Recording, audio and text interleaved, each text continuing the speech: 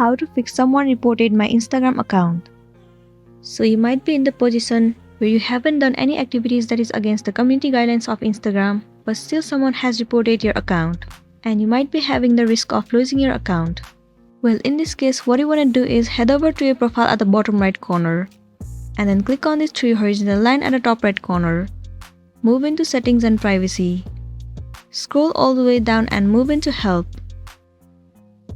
Tap on report a problem. Click on report problem without shaking. And then click on include and continue. You can remove this picture.